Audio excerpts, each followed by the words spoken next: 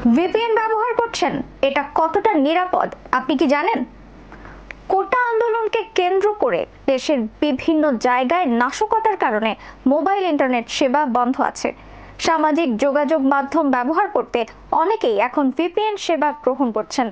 এতে সাময়িক সুবিধা মিললেও ভিপিএন এর কারণে বড় ধরনের ক্ষতির মুখেও পড়তে পারেন ব্যবহারকারীরা।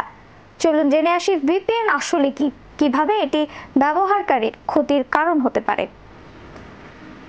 ভিপিএন মানে ভার্চুয়াল প্রাইভেট নেটওয়ার্ক, যা ব্যক্তিগত নেটওয়ার্ক দিয়ে ভার্চুয়াল টানেলের সাহায্যে অন্য এক বা একাধিক নেটওয়ার্কিং এর সঙ্গে সংযোগ স্থাপন করে।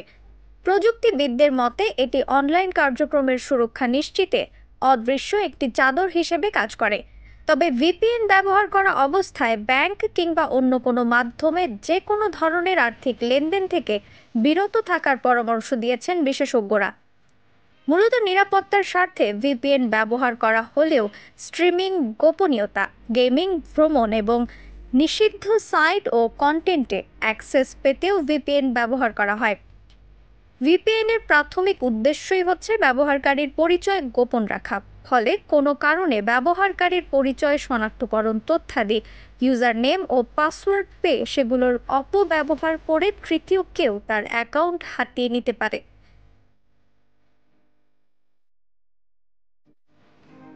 সহজ ভাষায়, হ্যাকারের হাতে ভিপিএন ব্যবহারকারীর তথ্য চলে গেলে হ্যাকিং অনেক সহজ হয়ে যায়। ভিপিএন টুল ডাউনলোড করার সময় মোবাইল বা কম্পিউটারের নিয়ন্ত্রণ সহ ফেসবুক, ইমেইল, বিভিন্ন সামাজিক যোগাযোগ মাধ্যমের যাবতীয় নিয়ন্ত্রণ চলে যায় ওই ভিপিএন নির্মাতার কাছে।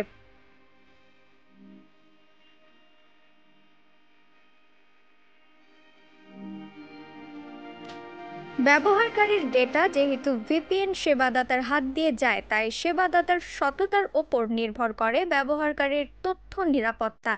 এ ঝুঁকির পাশাপাশি অনেক সময় ইন্টারনেটের গতি কমে যায়, কারণ বিভিন্ন দুর্গম সার্ভারের মাধ্যমে ডেটা পাঠায় ভিপিএন।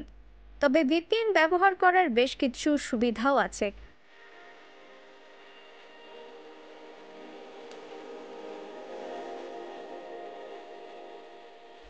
যেমন ইন্টারনেট ব্যবহারের সময় নজরদারি থেকে রক্ষা পেতে পারে এর ব্যবহারকারী। দূর থেকে ইন্টারনেট ব্যবহারের সুযোগ এবং সাইবার আক্রমণের হুমকি থেকেও সুরক্ষা দিতে পারে ভিপিএন। নিউজ ডেস্ক, রিফাত আর ইসলাম, ভোরের আকাশ।